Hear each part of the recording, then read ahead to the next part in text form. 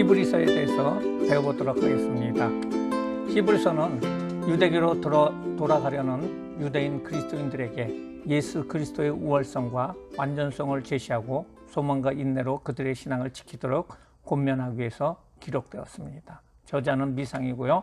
신약성경 중 구약의 인용이 가장 많은 책이고 유대교에 대한 기독교의 변증서라고 할 수가 있고요. 예수 그리스도에 대한 풍부한 내용을 담고 있고 한 편의 설교를 편지 형식으로 기록하고 있습니다. 내용은 13장까지 내용 중에서 1장부터 4장까지는 그리스도의 우월성에 대해서 얘기를 하고 있어요. 하나님의 아들이다. 그리고 천사보다 우월하시고 모세보다 우월하다라고 말해주고 있고요. 그리스도 사역의 우월성입니다. 위대한 대제사장으로서 단번에 모든 죄를 다 해결하신 영원하고 완전한 제사장이시다라는 것을 말해주고 있습니다.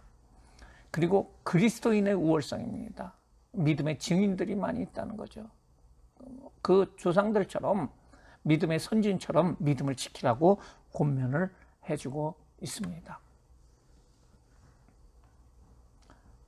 그러면은 이제 그리스도의 우월성에 대해서 그 아들 안에 나타난 하나님의 계시에 대해서 우리가 알아보도록 하겠습니다.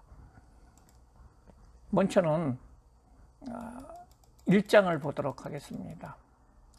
옛적에 선지자를 통하여 여러 부분과 여러 모양으로 우리 조상들에게 말씀하신 하나님이 이 모든 날 마지막에는 아들을 통하여 우리에게 말씀하셨나니 이 아들은 만유의 상속자로 세우시고 또 그로 말미암아 모든 세계를 지으셨습니다.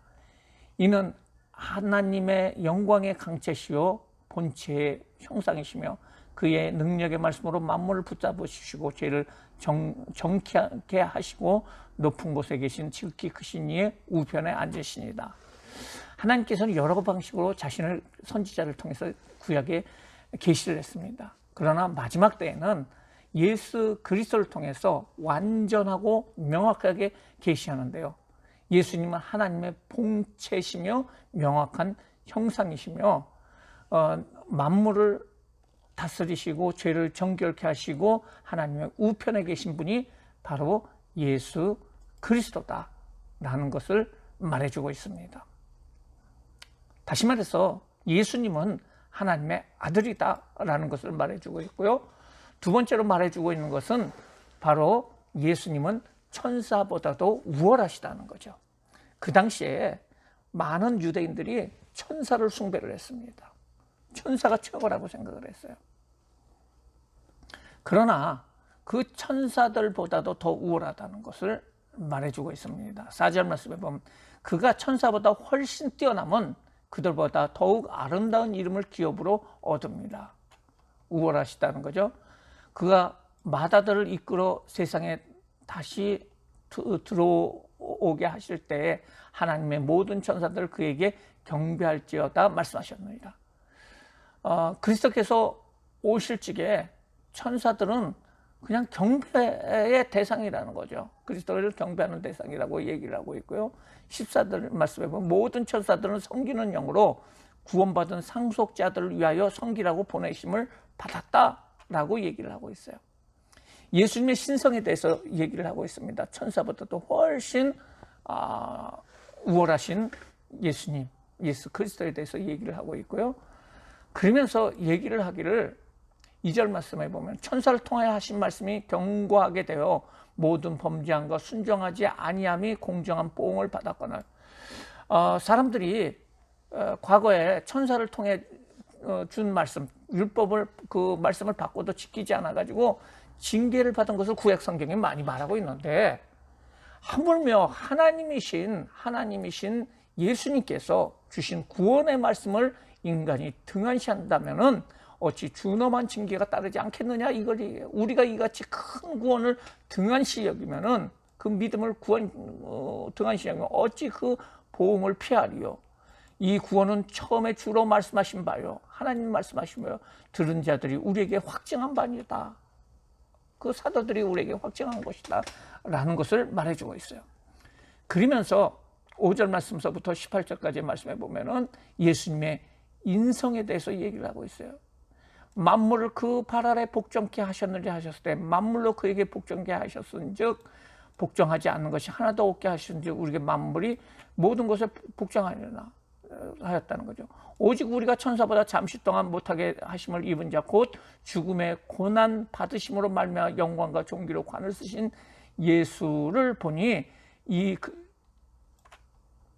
이를 행함은 하나님의 은혜로 말미암아 모든 사람을 위하여 죽음을 맛보게 하려 하십니다 라고 얘기하고 있어요. 예수 그리스도께서 인류 구원을 위해서 낮은 자리에 오셨다는 것입니다. 자녀들은 혈과 육에 속하였음에 그도 또한 같은 모양으로 혈과 육을 함께 지니심은 죽음을 통하여 죽음의 세력을 잡은 자 곧 마귀를 멸하시며 또 죽기를 무서워함으로 한평생 매어 종노릇하는 모든 자를 놓아주려 하십니다. 예수님께서 그 죽음을 통해서 죽음의 세력을 이기셨고 또한 우리를 자유케 하셨다는 것입니다. 그러므로 그가 범사의 형제와 같이 됨이 마땅하도다. 이는 하나님의 일에 자비하고 신실한 대제사장이 되어 백성의 죄를 속량하십니다. 그가 시험을 받아 고난을 당하였은즉 시험 받는 자들을 능히 도우시는 분이다 라고 말해주면서 천사보다 우월하신 예수 그리스도에 대해서 얘기를 하고 있어요. 그 당시에 또한 이스라엘 사람들은 모세를 섬기고 있어요. 최고라고 생각을 하고 있었어요. 그런데 그 모세보다도 우월하신 분이 계시는데 바로 예수 그리스도라는 것입니다. 그러므로 하늘의 부르심을 받은 거룩한 형제들아, 우리가 믿는 도리의 사도이시며 대제사장 되신 예수를 깊이 생각하라는 거죠.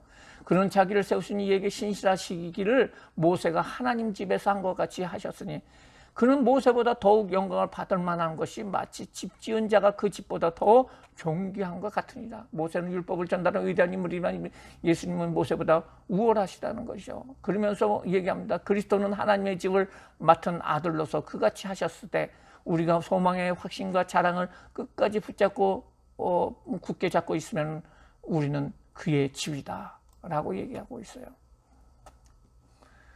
이렇게 얘기를 하면서 구약의 모세의 율법을 따랐던 사람들, 모세를 추종했던 사람들이 그 조상들인데 그들이 불순종과 반역 때문에 약속의 땅에 들어가지 못한 것을 다시 한번 얘기하고 광야에서 시험하던 날에 거역하던 것 같이 너의 마음을 완고하게 하지 말라는 거죠. 거기서 너의 열조가 나를 시험하여 증험하고 40년 동안 나의 행사를 보았느니라 라고 얘기하고 있어요.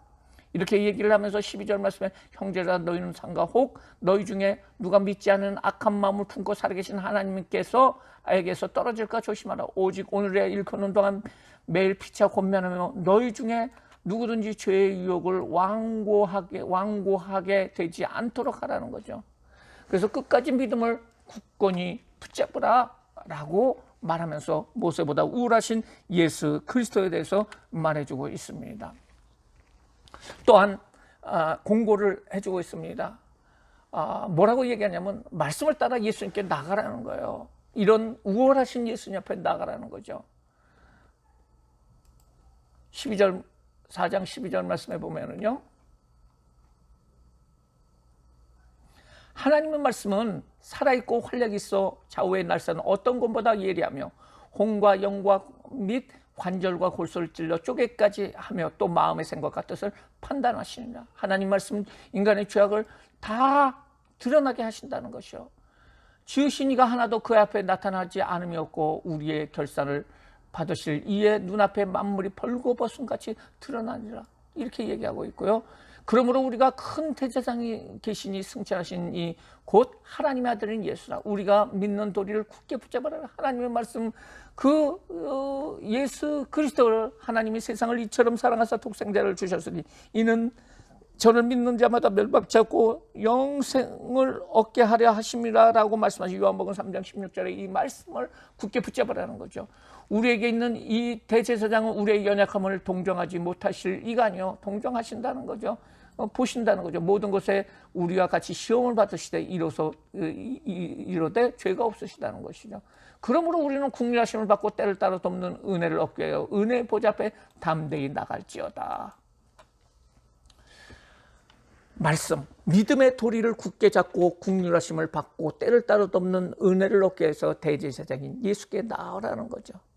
그러면서 1장서부터 4장까지는 예수 그리스도의 우월성, 하나님의 아들이시며 또한 천사보다 우월하시고 모세보다 우월하신 분이라는 것을 말해주면서 예수님 앞에 너희들 그 세상으로 향하지 말고 예수님 앞에 다시 나오라고 얘기를 하고 있어요. 그러면서 예수님의 사역에 대해서 얘기를 하고 있어요. 예수님의 사역이 어떤 것이냐, 예수님이 어떤 사역을 했느냐. 예수님은 대제사장이라는 것입니다. 예수님은 대제사장이다라는 것을 말해주고 있습니다. 5장, 세상에서도 제사를 때 대제사장이 사람 가운데 이렇게 택하심을 받는다는 거죠. 그리고 이 종기는 아무도 스스로 참이 못되고 오직 아론과 같이 하나님의 부르심을 받은 자만이 대제사장이 될 수가 있는데, 예수님은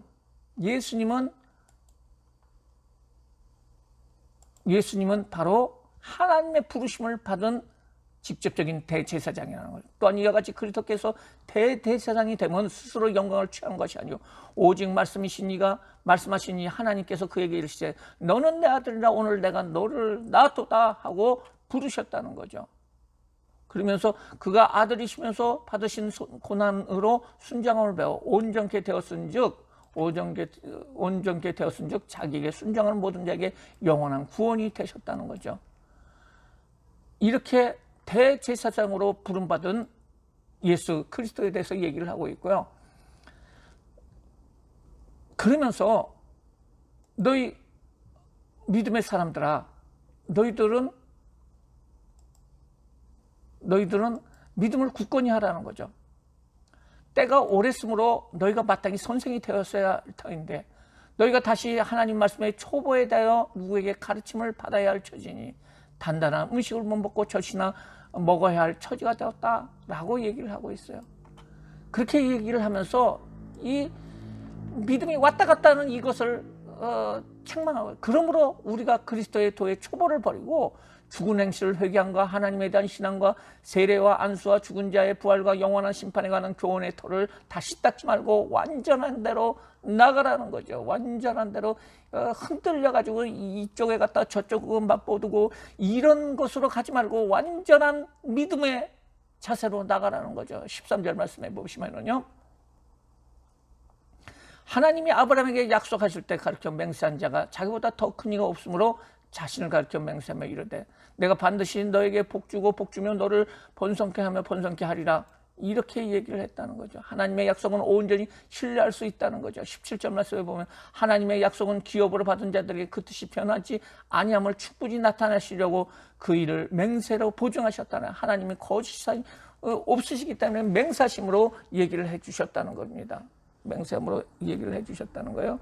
그러면서 멜기세덱에 대해서 얘기를 하고 있습니다. 멜기세덱은 여러 가지 대제사장 중에서 가장 우월한 자로서 사람들이 구약 성도들이 여기고 있어요. 이 멜기세덱은 살렘의 왕이요 지극히 높으신 하나님의 제사장이라 여러 왕을 쳐서 죽이고 돌아오는 아브라함을 향해 복을 빈 자라. 아브라함이 모든 것의 11조를 그에게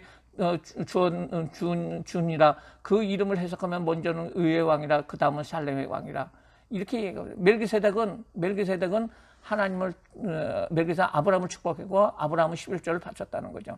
7절 말씀에 보면은 논란의 여지 없이 낮은 자가 높은 자에게 축복을 받지 않느냐. 그래서 그 제사장은 아브라함보다 높은 자라는 거죠. 그러면서 11절 말씀에 보면은 이 아론의 반차를 따르지 않는 멜기세덱의 반차를 따르는 한 제사장을 세울 필요가 있지 않느냐. 제사장 직분이 바뀌었은즉 율법도 반드시 바뀌어리라. 이것은 한 사람의 제단 일을 받들지 않는 다른 지파에 속한 자를 가리킵니다.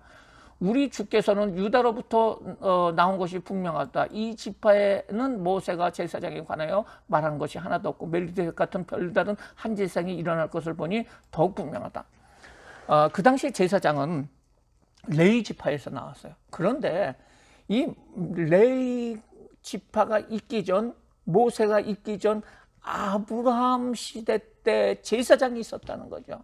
그거는 레위지파하고 상관이 없는 제사장이었는데, 이것처럼 너희들이 믿는 율법과 상관이 없는 근원적인 대제사장이 있는데, 그 대제사장이 바로 예수 그리스도라는 거죠. 멜기세덱의 그 반차를 따라서, 그 모습 모양을 따라서 새로운 제사장이 오셨는데, 그 제사장이 바로 예수 그리스도라는 것. 그러므로 자기를 힘입어 하나님께 나아가는 자를 온전히 구원하실 수 있으니 그는 항상 세력에 있어서 그를 위하여 간구하십니다. 이러한 대제사장은 우리에게 합당하니, 예수님 합당하니 거룩하고 악이 없고 더러움이 없고 죄 아래서 떠나시고 하늘보다 높으시니라.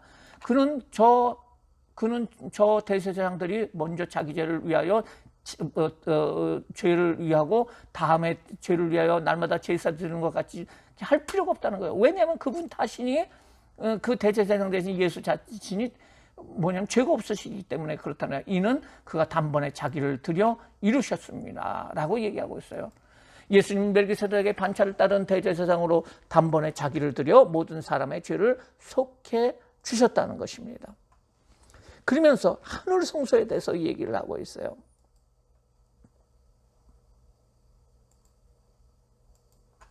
지금 우리가 하는 말의 요점은 이러한 대제사장이 우리에게 있다는 것이다요. 이 분이 바로 예수님이라는 거죠. 그는 하늘에 지으신 크신 이의 보좌 우편에 앉으셨으니 성소와 참 장막에 섬기는 이시라. 이 장막은 주께서 세우시는 것이요 사람이 세우신 것이 아니라는 거죠. 그러면서 예수님은 대제사장으로 하나님 보좌 우편에 앉아서 성소와 참 장막에서 섬기고 계시는 제사 직분보다 우월하신 분이라는 거죠. 그러면서 7절 8절 말씀에 보면 이렇게 나와요. 저 언약이 무음하였더라면 둘째 것을 요구할 필요가 없을 것이야. 첫 번째 모세를 통해서 주신 그 율법이 흠이 없었다면 두 번째 것 필요 없는데, 주께서 이르시되 볼지어다 날이 이르려니 내가 유대집에, 이스라엘과 유대집에 더불어 새 언약을 맺으리라. 새 언약을, 그러니까 구약의 율법을 대체할 새 언약을 세우신 분이 바로 예수님이라는 거죠. 10절 11절 또한 주께서 이르시되 그날 후에 내가 이스라엘 집과 맺은 언약은 이것이니 내 법을 그들의 생각에 두고 그들의 마음에 이것을 기록하라. 나는 그들에게 하나님이 되고 그들은 내 백성이 될 것이라. 또 각각 자기 나라 사랑과 각각 자기 경제를 가르쳐 이르기를 주를 알라 하지 아니한 것은 그들이 작은 자로부터 큰 자까지 나를 알미라. 그래서 새 언약의 유일한 중보자가 바로 예수 그리스도라는 것을 말해주고 있습니다. 그러면서 새로운 언약의 속죄를 위해서 예수 그리스도께서 그 일을 행하시고 계시다는 거예요. 6절 말씀에 보면은 이 모든 것을 이같이 예비하셨으니 제사장은 항상 첫 장막에 들어가 섬기는 예식을 행하고, 둘째 장막은 제사장이 들어가 1년에 한 번씩 그 지성소에 들어가고, 그 다음에 그런데 성령이 보이시는 것은 첫 장막에 서 있는 동안에는 성소에 들어가는 게 아직 나타나지 아니한 것이라. 이 장막은 현재까지 비우니 이같이 드리는 예물과 제물을 섬기는 자의 그 양심이 온전케 할 수 없으라. 이것을 먹고 마시는 것과 여러 가지 씻는 것과 함께 육체의 예법 일부분을 개혁할 때까지 맡겨둔 것이라. 그리스도께서 장래 좋은 일에 대제사장으로 오사 손으로 짓지 아니하는 것 곧 창조에 속하지 않은 더 크고 온전한 장막으로 말미암아 염소와 송아지 피로 하지 아니하고 오직 자기의 피로 영원한 속죄를 이루사 단번에 성소에 들어가셔 하늘 성소에 들어가셨다는 것입니다. 그러면서 16절 보면은 유언은 유언한 자가 죽어야 되지 않느냐. 유언은 그 사람의 죽음에 유효한 적, 유언한 자가 살아있을 동안에 효력이 없다는 겁니다. 그렇죠? 22절 말씀에 보면은 율법을 따라 거의 모든 물건이 피로서 정결케 하나니 피 흘림이 없으면 사함이 없다는 거죠. 유언이 유언자가 죽을 때 효력을 발생하는 것처럼 제3 그 새 언약 역시 그리스도께서 피 흘려 돌아가심으로 말미암아 그 효력이 발생한다는 것을 말씀해 주고 있어요. 그리스도께서 찬 것에 그림자의 손으로 만든 성소에 들어가지 아니하시고 곧 바로 그 하늘에 들어가사 이제 우리를 위하여 하나님 앞에 나타나시고, 대제사장이 해마다 다른 것을 피로써 성소에 드린 것 같이 자주 자기를 드리지 아니하실지니 그리하면 그가 세상을 창조할 때서부터 자주 고난을 받았어야 하되 이제 자기를 단번에 제물로 들어 죄를 얻게 하시려고 세상의 끝에 나타나셨습니다.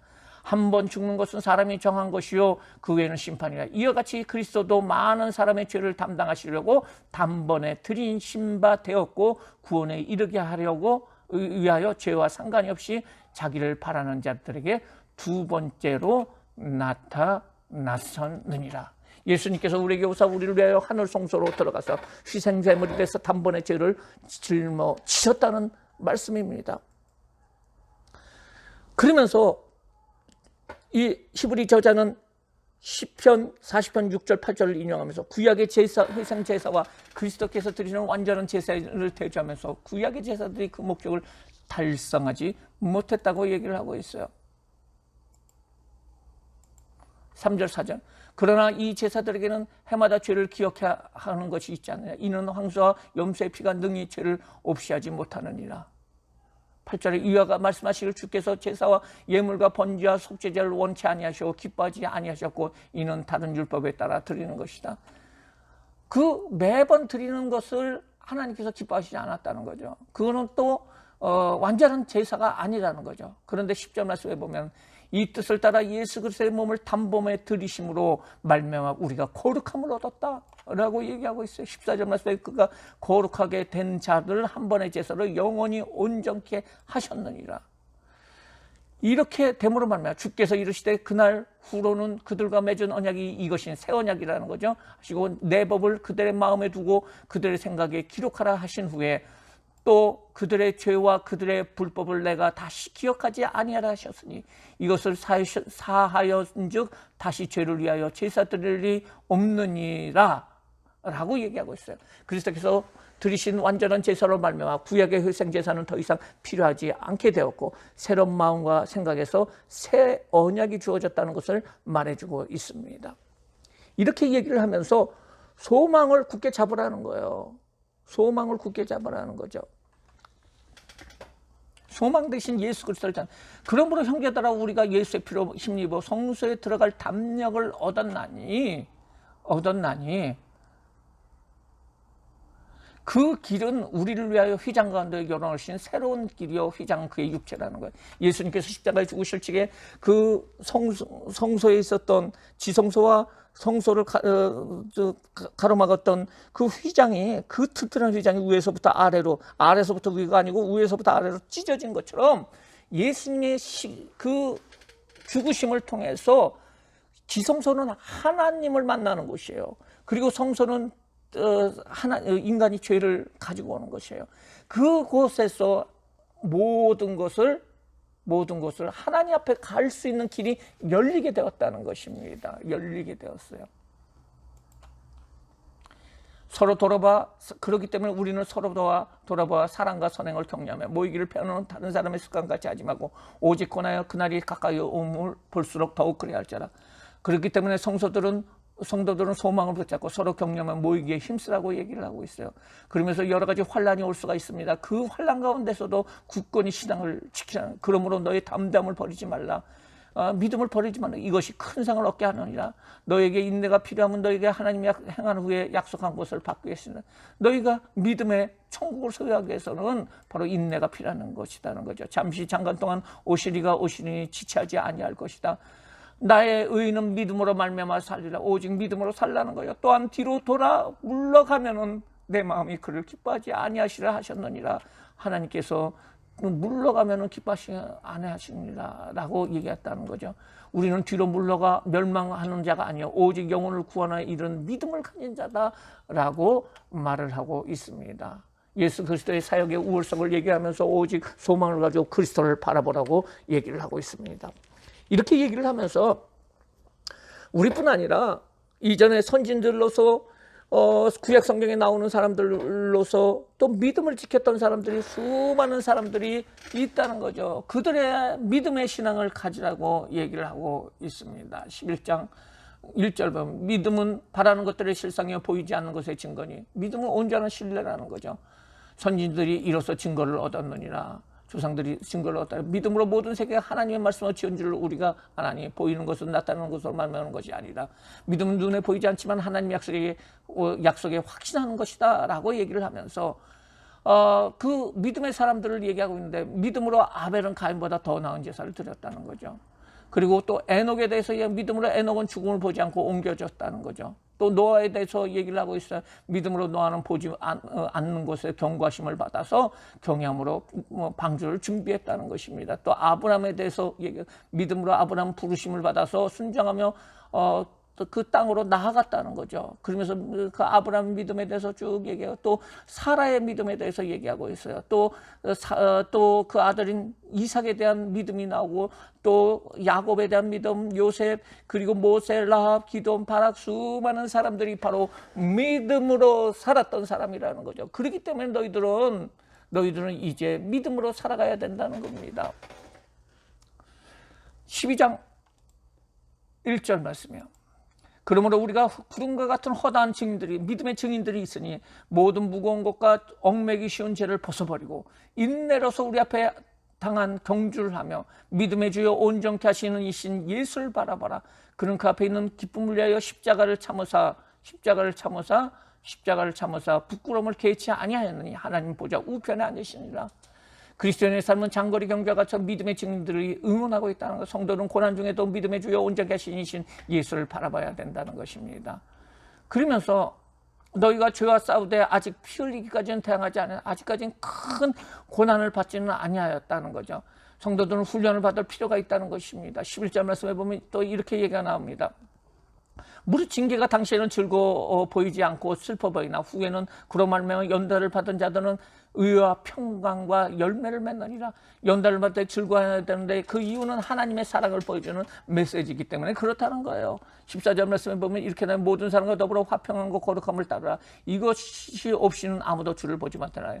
연단을 통해 우리는 평강의 열매를 맺고 또한 우리 가운데서 어떻게 되느냐요? 다른 사람들과 화평케 되고 거룩게 되는 그런 삶을 살아라라고 얘기를 하고 있습니다. 28절에 그러므로 우리가 흔들지 않는 나라를 받았은즉 은혜를 받은 자 이로 말미암아 경건함과 두려움으로 하나님을 기쁘게 섬길지어다라고 얘기하고 있어요. 하나님을 감사함으로 기쁘게 섬기라고 얘기하고 있습니다. 그러면서 마지막으로 공고를 하고 있어요. 13장 1절에 보면은요. 형제 사랑하기를 계속하고 그리고 손님 대접하기를 잊지 말고 하면서 쭉 권면을 해주고 있고요.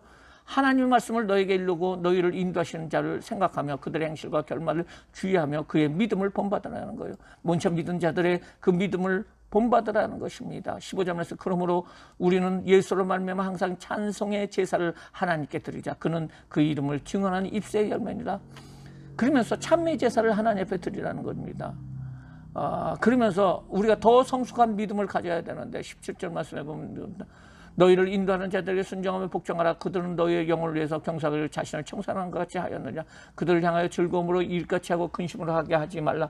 그렇지 않으면 너에게 유익이 없느니라. 그러면서 항상 믿음으로 살기를 원하고 있습니다.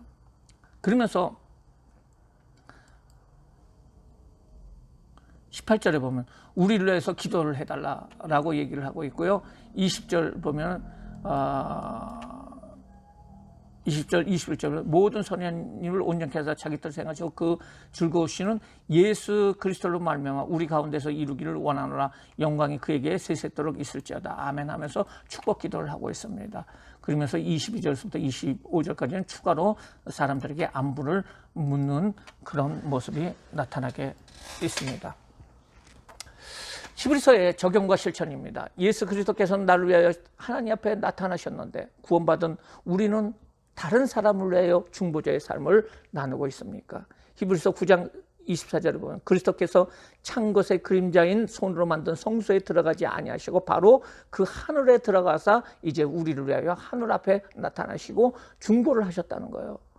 우리가 중보자 되신 예수 그리스도를 믿음을 통해서 하나님의 자녀가 되었어요.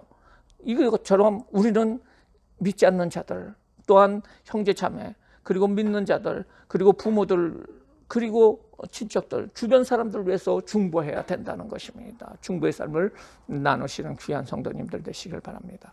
히브리서 11장 1절부터 2절 말씀을 암송하고 묵상하시기 바랍니다. 믿음은 바라는 것들의 실상이요 보이지 않는 것들의 증거니 선진들이 이로써 증거를 얻었느니라. 믿음은 보이지 않습니다. 보이지 않아요.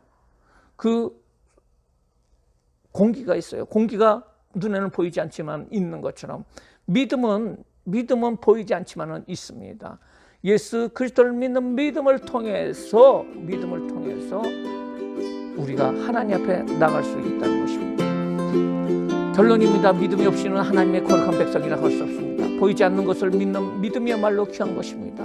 이런 믿음을 지닌 자들에게 하나님께서는 자기 자신을 분명히 드러내시고 확신케 하시고 알게 하신다는 것입니다.